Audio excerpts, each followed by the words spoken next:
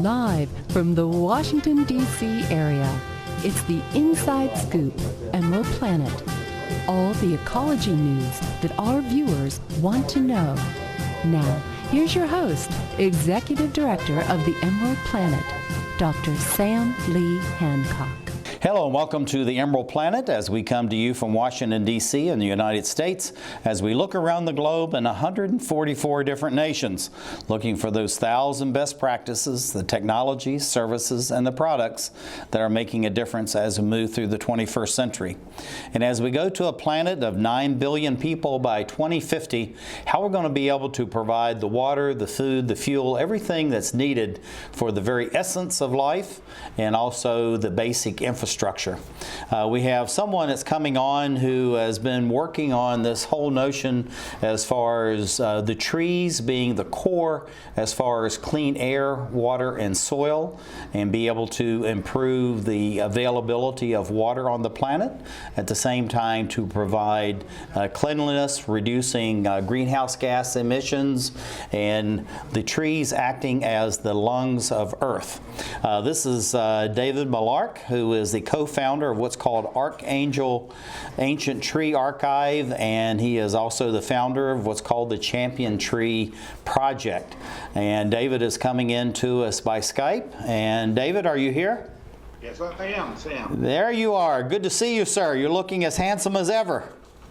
Well, thank you. It's a pleasure and an honor to be on the show. Well, I tell you, you're just doing absolutely fantastic work, and you're on with us a couple of years ago, and you just keep expanding and broadening your outreach and your projects, and it's quite impressive what you're doing, David. And congratulations to you. Thank you very much, but I certainly couldn't do it without our team, and the team keeps growing exponentially around the planet as our environmental needs and get more and more challenging, so to speak. So it really is a team effort at Archangel Ancient Trees. Well, it's absolutely fantastic. But for the domestic and international audiences, tell us a little bit about the Archangel Ancient Tree Archive, its companion, the Champion Tree Project. But also tell us, why did you select the name Archangel? Well, I think because obviously the environmental challenges that we're passing along to our grandchildren and our children are going to require more intelligence and more horsepower than what I saw on planet Earth in the human beings a few years ago. So it's actually a reminder to ask the higher powers in our own way, whoever that might be, for help, because the planet is definitely in trouble. The human family is definitely in trouble. There's a lot of new science to prove that, but the good news is with Archangel Ancient Trees, it's a project of hope. There are solutions. If we approach these environmental challenges we face with our air, with our water, with our toxins in the soil and the water and the air, there's time, in my opinion, left yet to help reverse this scourge, this challenge called climate change, for one of them. So. And I've been saying that for years, David, that we really can, and I'll use this term arrest, meaning slow it down, and at the same time be able to reverse it. And many of the scientists probably 5-10 years ago were saying that's not really possible. Now they're figuring out it really is possible to do this, and yours are a leading example of that around the globe, but also there's others joining you looking at how to do similar kinds of things with grasslands, with using beavers and all that. And it's really going back to what the ancients knew as actually allowing nature to purify itself. That's right. It's the natural filter systems. The natural filter systems for our air, for our water, and we've destroyed those natural filter systems before we even had time to study them and understand what key roles they play for all of us.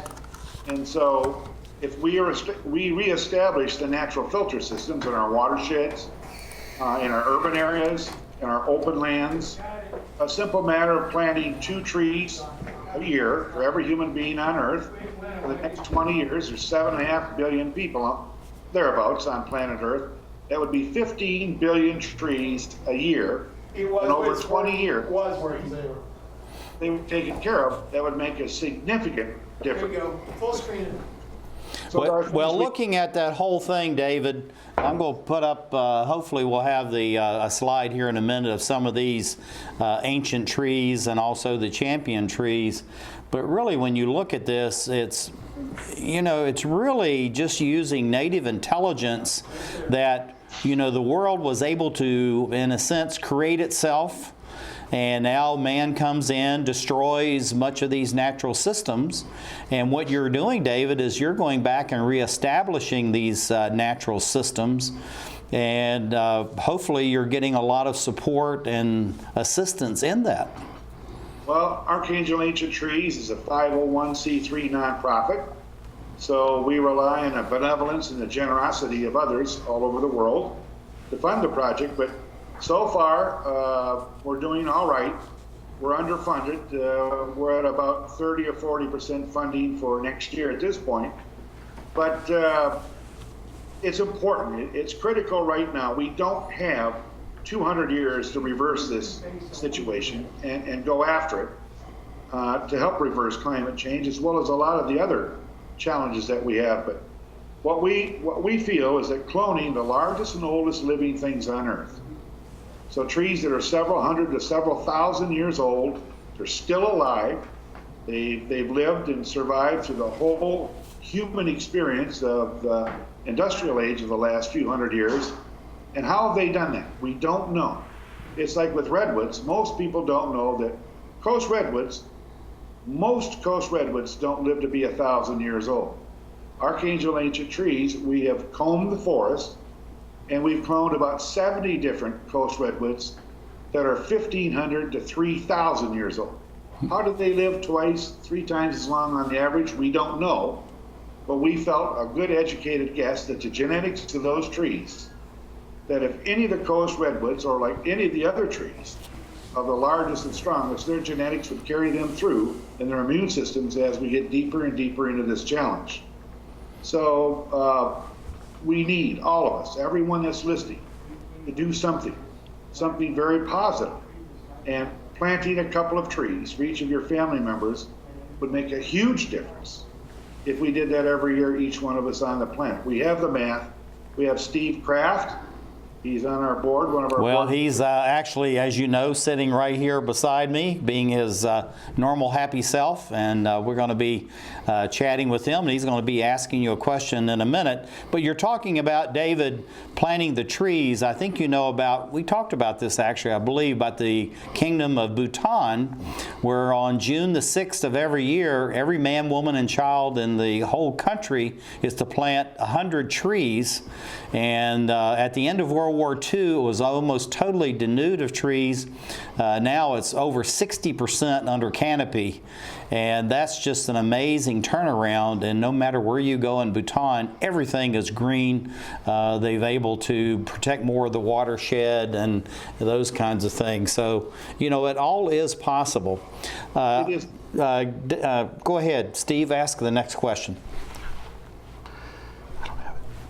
The question is looking at around the globe, why did you have this vision and mission? You're in the Upper Peninsula of Michigan, and all of a sudden you morph into the whole globe. And tell us a little bit about that mission, that vision that went from being a nurseryman to being the world's nurseryman. Well, I think things got expedited quickly when I found myself, I went through a near-death experience, a full-blown near-death experience. Well, I can tell you this, when I went through that experience,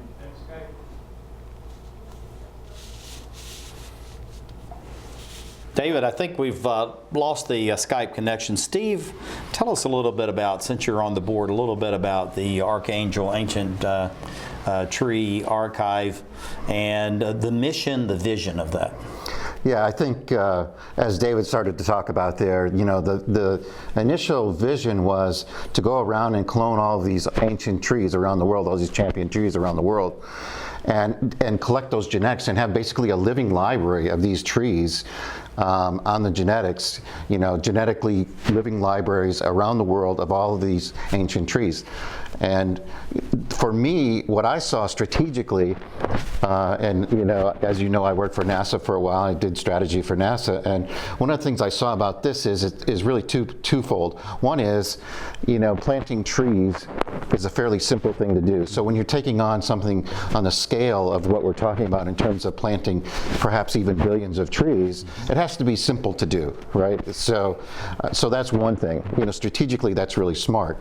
The other thing is that if we are going to reforest the earth, as we know we need to, why not use trees that have genetically proven themselves, right? Why not use these trees that have the best genetics and that have lived for thousands of years already, been through climate change already in some cases, and withstood insects and fire and everything else. Yeah, you know, they genetically, they've proven themselves, just like David was talking about. Some of these trees are 1,500 to 3,000 years old. Right.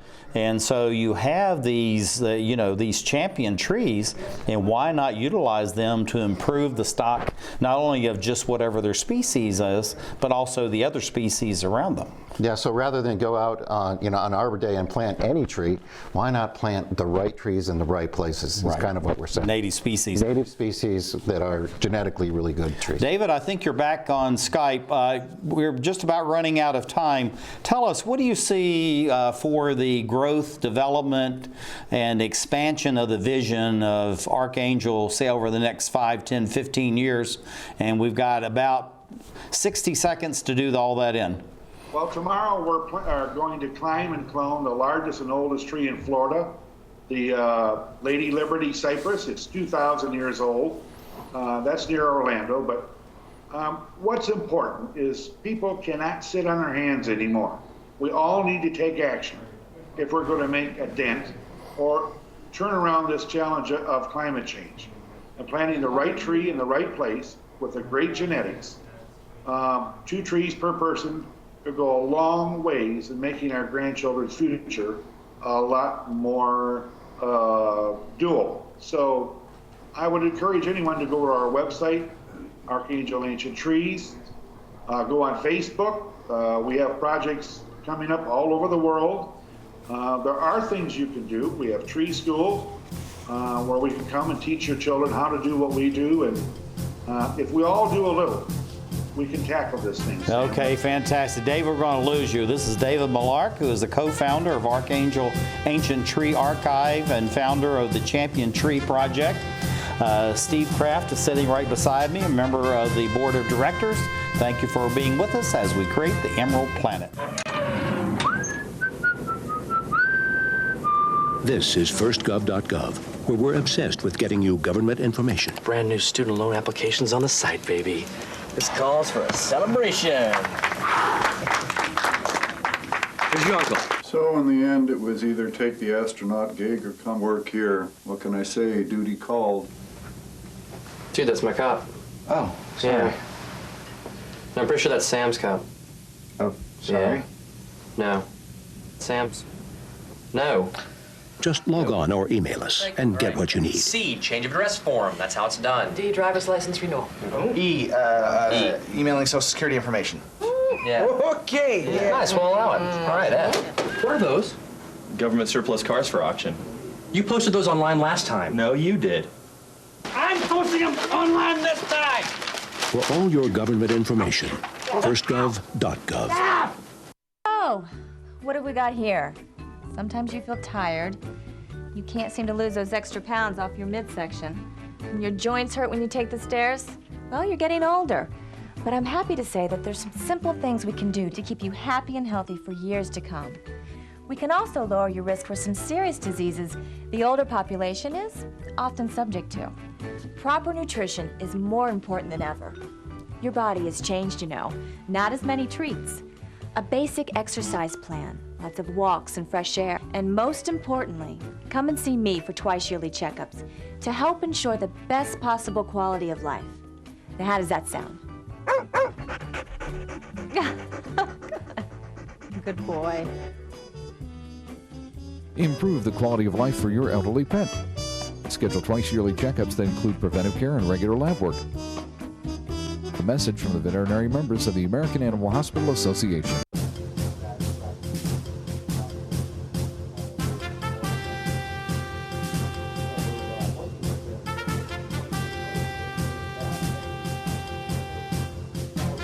We're back to the Inside Scoop Emerald Planet. Here again, your host, Dr. Sam. Hello, and welcome back to the Emerald Planet as we come to you from Washington, D.C. in the United States as we look around the globe for those 1,000 best practices, technology, services, products, and of course the people are making a difference as we move through the 21st century. And we have people that are really going back to the ancient ways as far as how do we purify the air, the water, and the land to make sure that we're able to accommodate 9 billion people are going to be on planet Earth by 2050. And there's been trillions of dollars spent to address climate change or to mechanically take care of things, and yet there's many of the natural ways, such as restoring the forest, that can address all these issues and at the same time to involve the most people at the same time. We have Jared Milarch, who is the Executive Director, Chairman, and Co-founder of the Archangel Ancient Tree Archive. And I was trying to get through all your titles there, Jared. That's a long list you have. And welcome. You're coming in. And is Jake going to be joining you as well, or are you going to be covering for the two of you? Actually, this is Jake, and I'll be covering for the both of us. And okay. I like a long list of titles, and I don't know about you folks, but I think I deserve every single one of them. Well, I tell you, you've got a bunch of them too. You know, it goes back to, my gosh, all the ones: climb specialist, director of operations, propagator, and educational instructor. So between the two of you, you just about cover the waterfront. Well, we really appreciate this opportunity here, and we really think that it is possible to bring back some of the filter system, replace some of the global forest, and solve some of the world's most complex problems with some of the easiest solutions. I tell you, it really is. And when I was talking with your dad a couple of years ago, we were first introduced, and of course we met Steve, and then Frank, a member of your board of directors there with the tribes in the Upper Peninsula. I realized just how simple that process is. And as a landowner in Virginia, we've been planting trees. Actually, it was one of my first 4-H projects number of years ago, and some of those trees are still there and they just keep growing, so it really helps. But anyway, tell us a little bit about your background and what it is that you've been doing. I gave this long list of things as far as climb specialist, director of operations, propagator. Tell us a little bit about those and how that relates to the Archangel Ancient Tree Archive.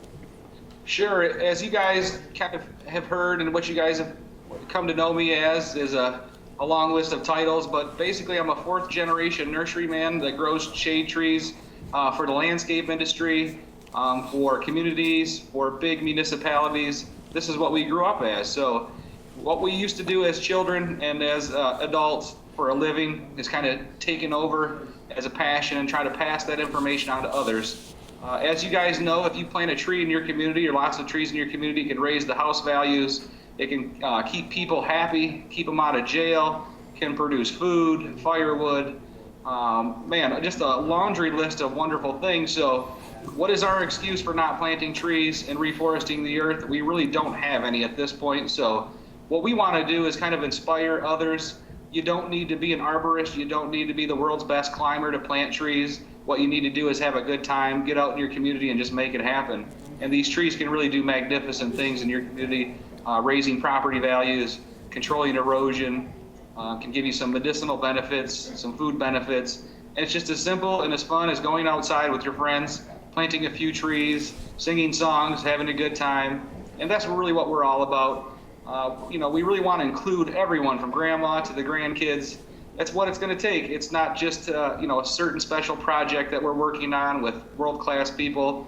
It's everybody, and this is what we're going to need. This is what it's going to take to heal up some of the damage that's done. And educating people, that's the number one thing. So this is where we start, and educating the people with the problems and some of the solutions. It's just fun, it's addicting, it's a passion, and I'm sure Steve, and I'm sure you've seen that. It's just one of these things that you keep planting, you keep reaping these rewards, you pass it on to your community. It's just a wonderful thing, and there's no really complaint about it.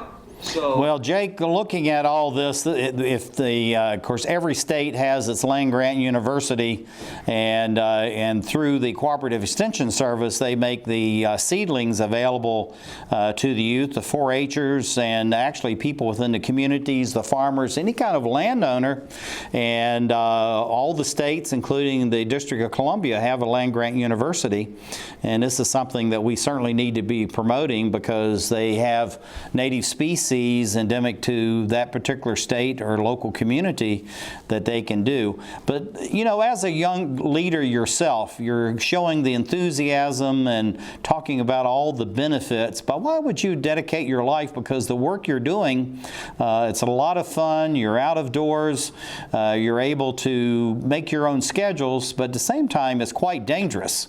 And being an old rancher myself, we were only like the second or third most dangerous profession. I think forestry was number one.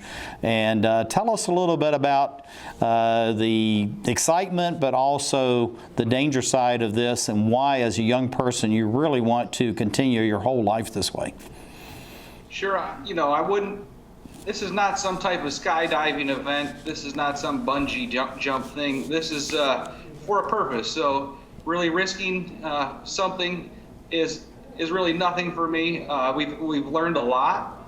We've learned from arborists, professional climbers. We've taken courses.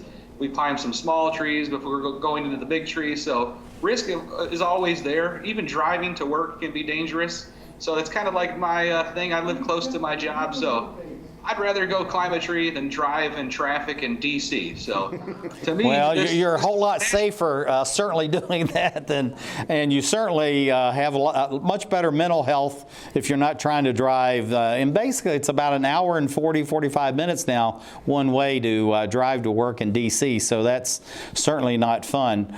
But Sure. Steve, why don't you ask the next question?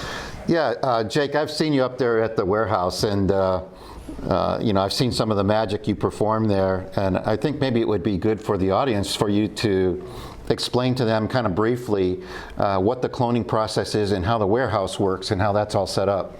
And also, let me interject this too, Jake. Talk about the cloning, because you hear about, various different types of things that come out of cloning, but yet you're really restoring things, and so it's a very positive. So answer that aspect of it as well. Sure, both great questions, fantastic questions. Nice job, guys. And what we do up here, we call it the tree factory. So out one end, we bring in either acorns or cuttings, and out the other end, we bring out trees to plant. So we call it our own tree factory. And what we realized and learned quite quickly in this thing was we need to learn the propagation skills, whether it's collecting acorns, collecting seeds.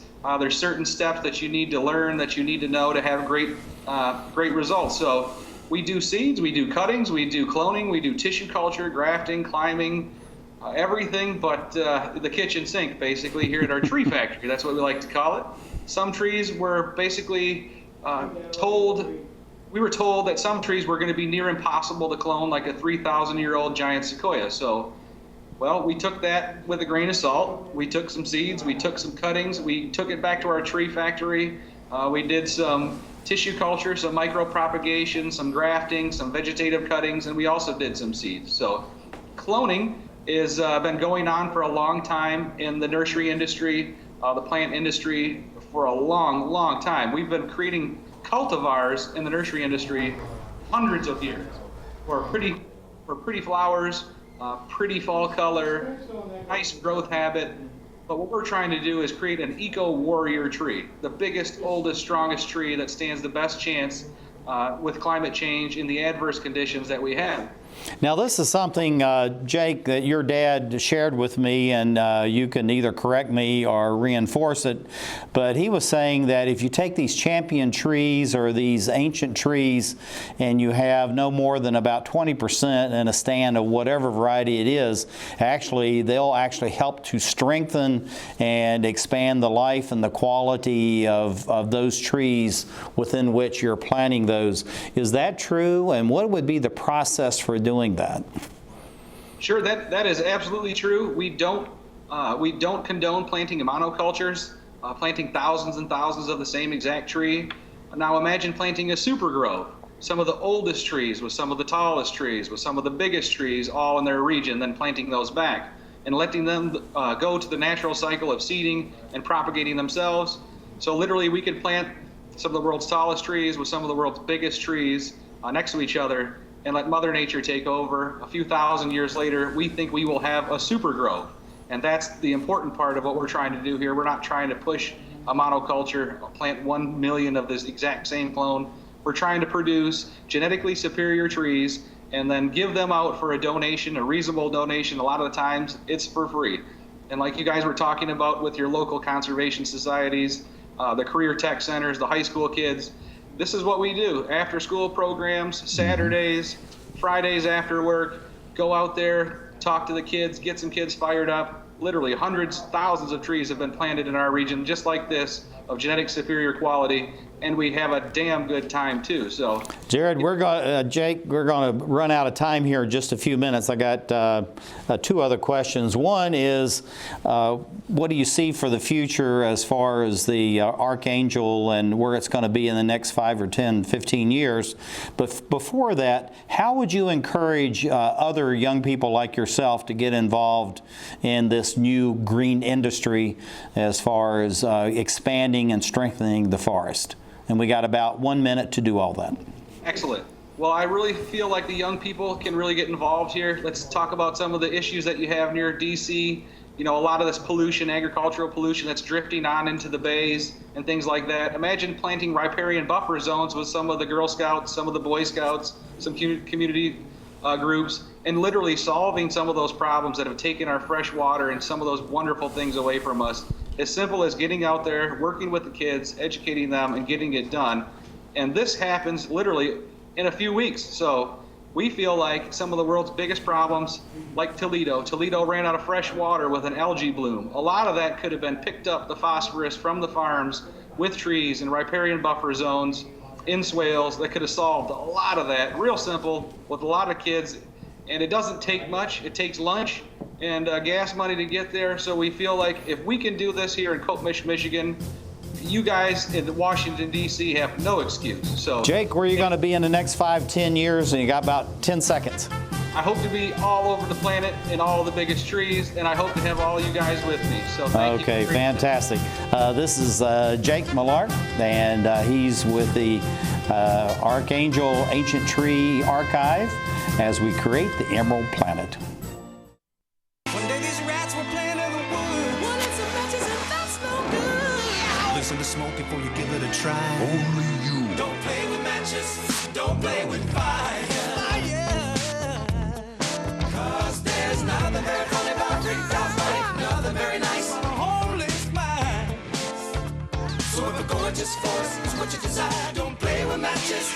Don't play with fire. Only you can prevent wildfires. Fire! Why don't you just wash your car at home? When I wash my car, everything runs down the street and down into the storm drains. With all the chemicals in the soaps and waxes, the last thing I want to do is poison my own drinking water. At least here, it's all contained and recycled on site. That's why I also take my car in for oil changes instead of doing it myself. I might take a chance on spilling stuff. You know what the best part is? What? More time to kick back and watch the game.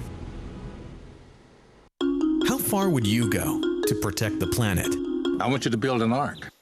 Here we go. Okay, that's good. Oh, okay. Ow! Maybe there's another way. People, the flood is imminent. Is it too much to ask for a little precipitation? Go to fightglobalwarming.com to find out what you and your community can do to reduce global warming pollution.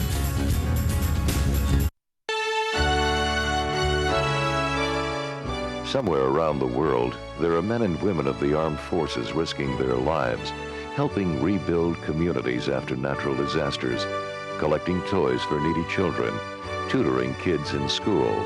These are your sons and daughters who work to keep us safe, secure, and free. Dedicated men and women who put their country first.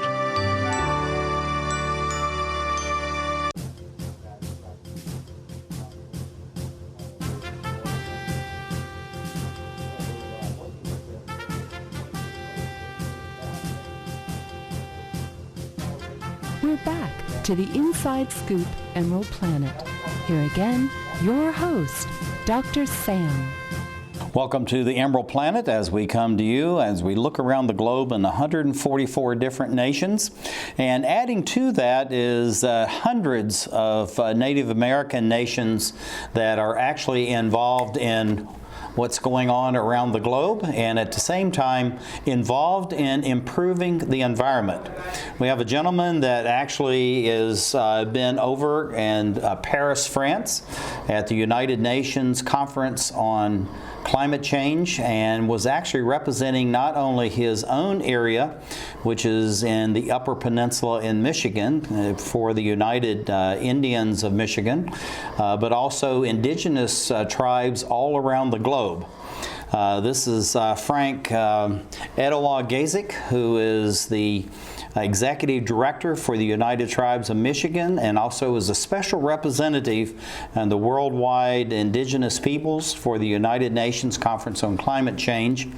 Frank and I met a number of years ago through the National Congress for the American Indians.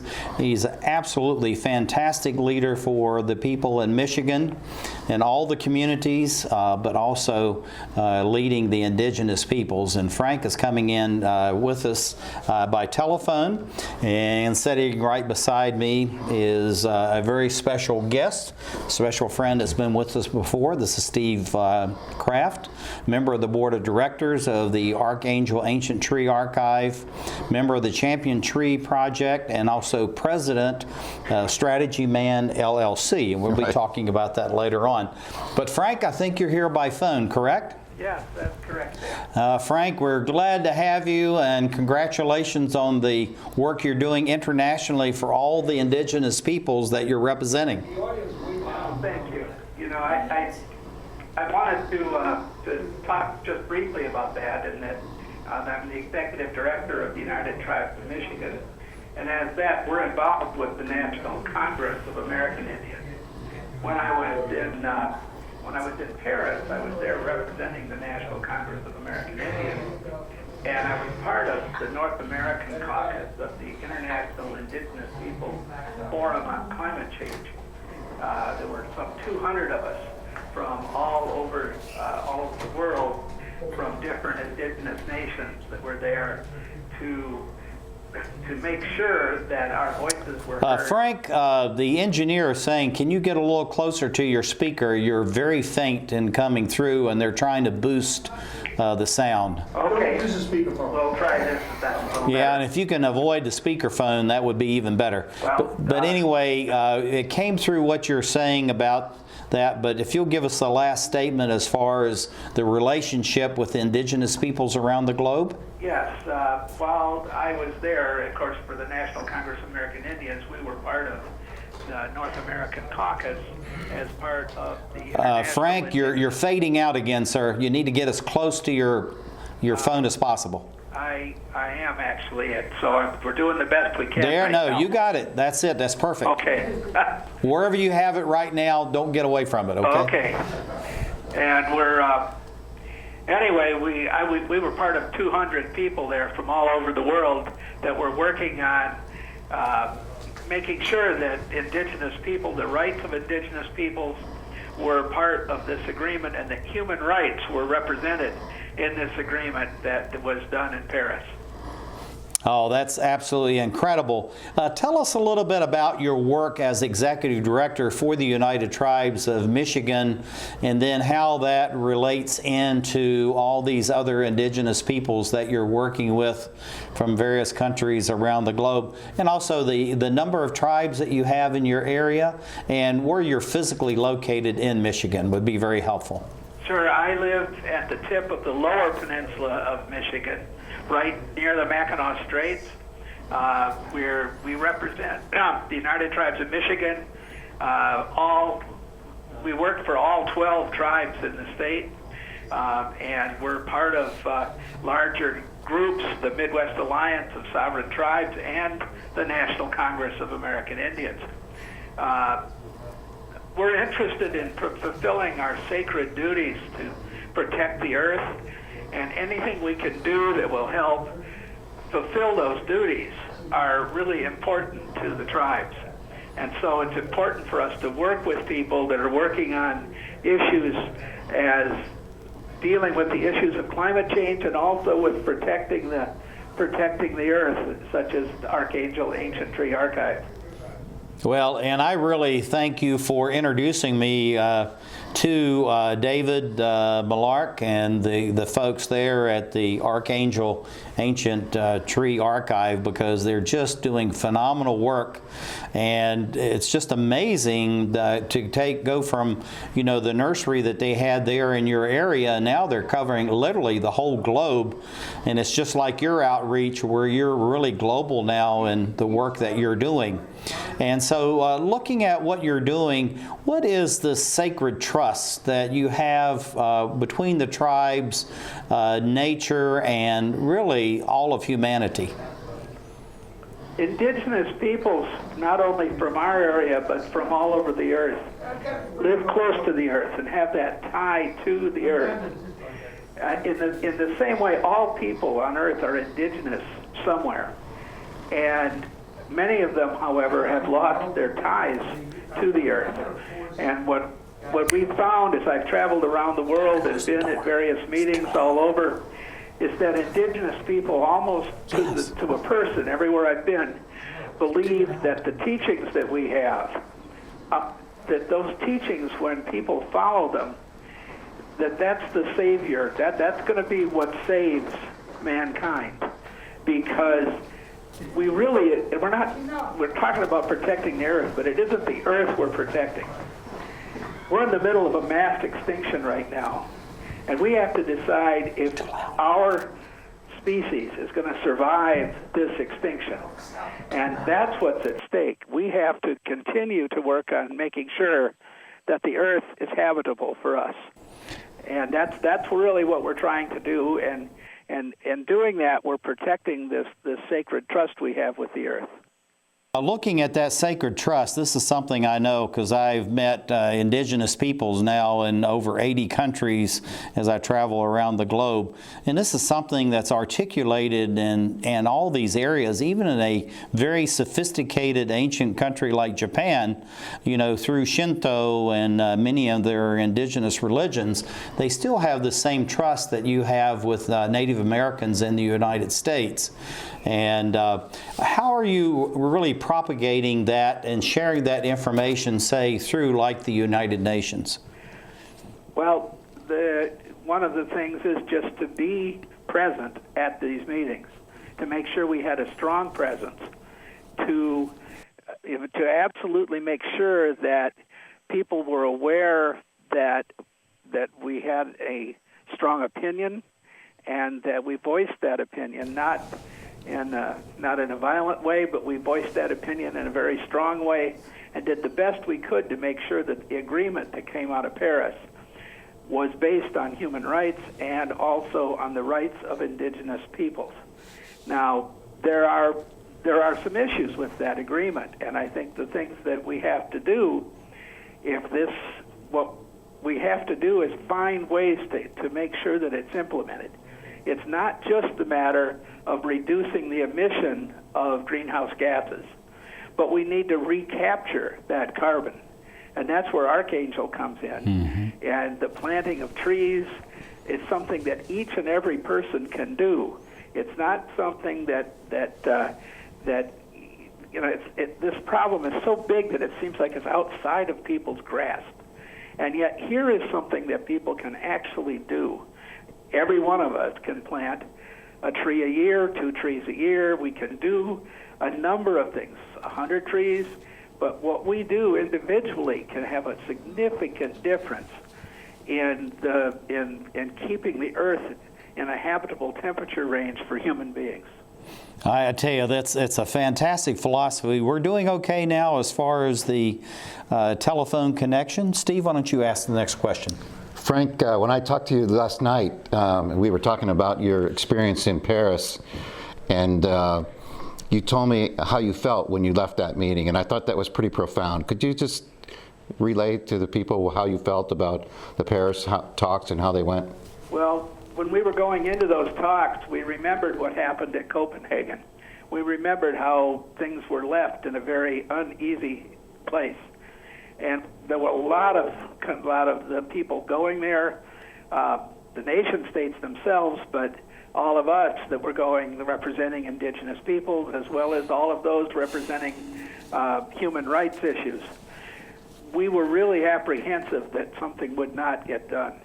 And we fought hard to make sure these things ended up in the agreement itself. And it did end up there. Mm-hmm. And thus, when we come home, we know that we did something, that our great-grandchildren will have a safer place to live because of what we did in Paris. But not just what we did there, because that's just barely the beginning. It's not the end of anything. This is the beginning of a very difficult process to try to reach the goals that are in those agreements and to try to find ways so all of us can do things. So as we change our lives, as we find things we can do individually day by day, it's those things that we're going to pass down to those great-grandchildren and to have a safer and better world. Frank, we're just about running out of time, and I think we have enough for one last question. What are 2 or 3 of the most important things that you really gained from the experience in Paris, and what do you think this long-term agreement is going to pass on to our future generations, not only for the humans who were there, but for the nation states that were represented? Well, everybody felt really good and was self-congratulatory at the end of this agreement. People spoke about how good they were. There were a few voices that were speaking about the issues. And it's those cautionary voices that we need to keep in mind as we look towards that future. But we really do believe that the world can be a better place and that we can continue to do this good work.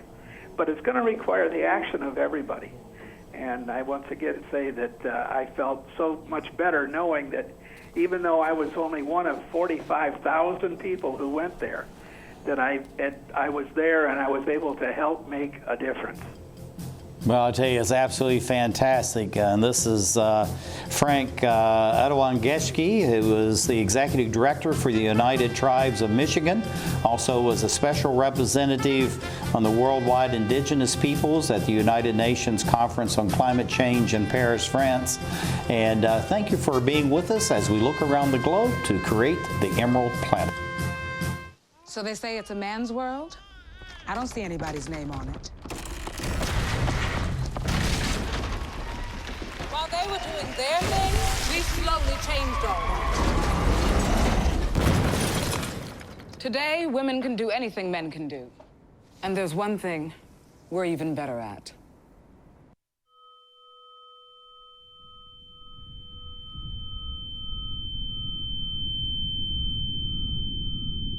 Open enrollment is back. Enroll Virginia wants you to get covered for 2016 and beyond. You have until January 31st to enroll in affordable health care. If you wish to have coverage by January 1st, you must enroll by December 15th. That's less than a month from now.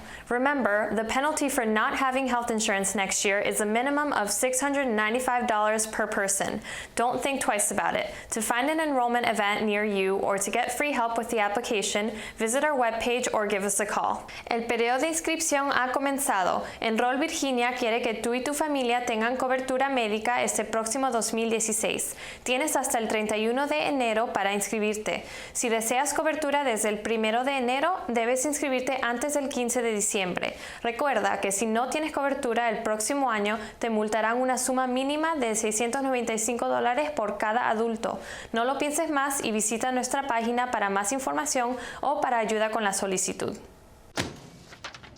Hey, Hard, what's this? That's my resignation letter. You're resigning?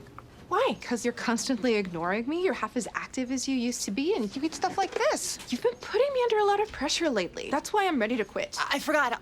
I'll do better. Please, don't quit on me. Okay. But remember, it's not what you say. It's what you do. Listen to your heart. Don't let it quit on you. Let's go for a walk. Uncontrolled high blood pressure could lead to a stroke, heart attack, or death. Get yours to a healthy range before it's too late.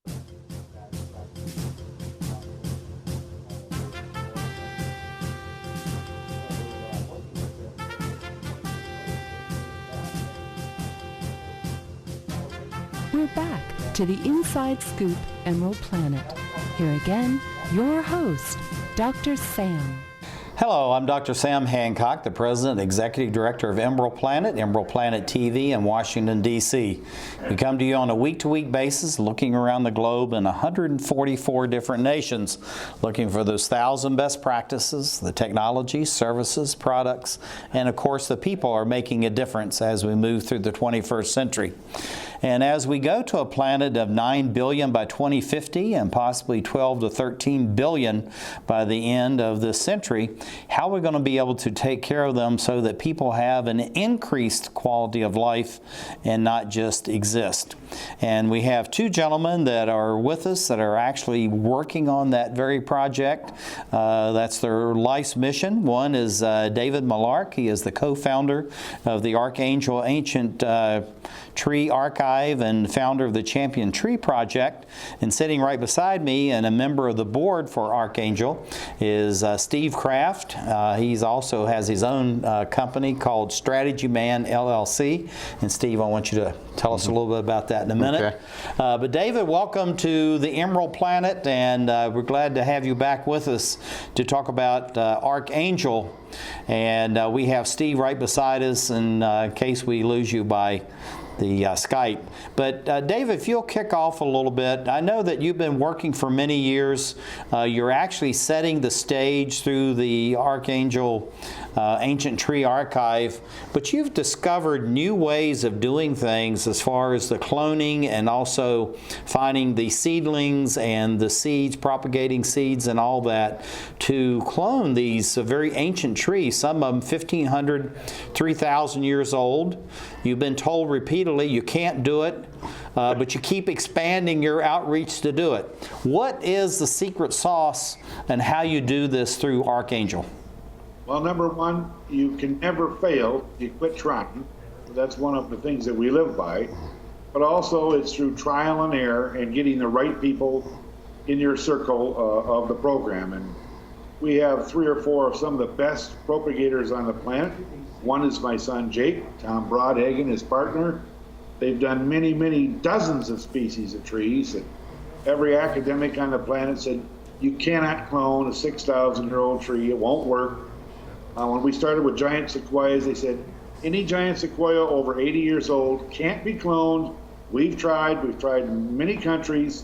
I'm happy to say that we're propagating 3,000-year-old giant sequoias, so millions of those trees could be put into use to help reverse climate change. And how do you do that? It's called phytoremediation.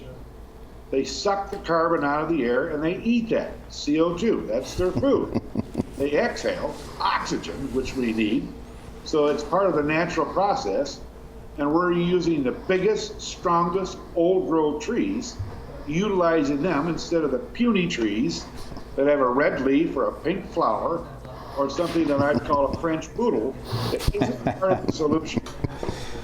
So what you want is you want the meanest junkyard dog tree possible and turn them loose in the forest so that they actually strengthen the other trees. Is that what I actually understand as far as where you're working? 90% of the world's population lives in an urban area. That's where we need to go to work first. And by planting our trees, the oldest, largest trees with the genetics, those trees will actually cross-pollinate with the native trees and the native fragmented forests that are left and reintroduce old-growth forest genetics, as well as reintroduce the immune system of the largest, oldest, strongest trees that are proven winners. So we would like to get that strength reintroduced. You plant on a ratio of about 10% of clones of the world's champions, biggest trees, wherever that might be. If you're in an oak forest area like Washington, D.C., or down in Virginia, where there's, wherever you live, you use the biggest, strongest, badass native trees, the giants, the proven survivors. Clone those trees, use those in our urban areas, help them cross-pollinate with the remnant forests that are usually the junk of the junk of the junk of the junk. Sometimes our forest's been cut 5 times over, and put the workhorses out there to go after and capture the excess carbon, create the oxygen in a forest that lasts over 7 years long, because the International Society of Arboriculture has told us that the average lifespan of a street planted tree in America is 7 years old. So we go in and we bulldoze down the old growth forests, cut them down, and our urban forests have been replanted with trees that last only 7 years. That's not part of the solution. That's part of the problem. So at Archangel Ancient Trees, we say, why not use the trees that are several hundred to several thousand years old, reintroduce those genetics in our urban areas, help reforest this planet, and let's make a sincere effort and go after this climate change challenge with our children, with everybody, and turn it around. David, looking at that, one of the things that most people, when you look at this giant tree I have right here on the screen, and I'm going to advance to another one, people say, oh, that's great in rural areas, but from our discussions and also with Steve, is that you can do this in urban areas as well as you can do it out in the forest somewhere. So how do you introduce these giant trees within urban areas like a Washington, D.C., a Philadelphia, New York, Chicago, so they actually improve the stock of trees, throughout these canopy areas within urban areas? Well, I think it's most critical that we do it in the major cities globally, like London, Detroit, New York, L.A., Washington, D.C. That's called point source remediation. Or with our vehicles that we drive, with our furnaces that we heat our homes with, that right there in the belly of the beast, where the CO2 is released, that's the time to capture it. Capture it and store it in these living beings. And so how do you do that? You get in urban forestry programs. That means you replant your yard, you replant your schools, you plant along your sidewalks, along your roads, and capture that carbon at point source where it's created. It's critical that we do this. I think also too, David, is in Washington, D.C., but also this is happening in cities throughout the United States, Europe, even Japan, and places where they're doing the water harvesting at the same time of putting in all these green spaces.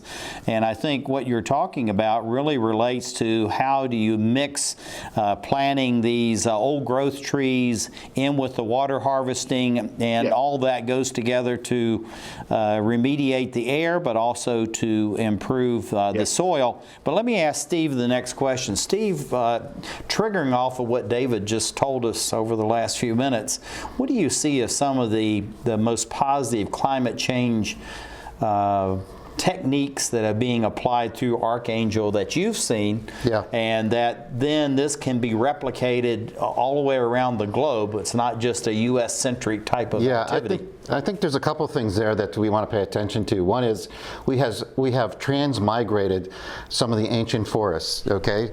So what that means is now that we've cloned these 3,000-year-old sequoias and redwoods, we're replanting them and we're creating a new ancient forest, which sounds weird, but it's a new ancient forest. These are 3,000-year-old trees. They might be only 4 feet tall, but they're new ancient forests, basically. So in southern Oregon now, we've already started planting another redwood forest, basically, or sequoia forest, and creating, transmigrating. So when climate change happens, and if it continues at the rate that we're looking at now, those trees in that new forest will be protected and will not have the same impact.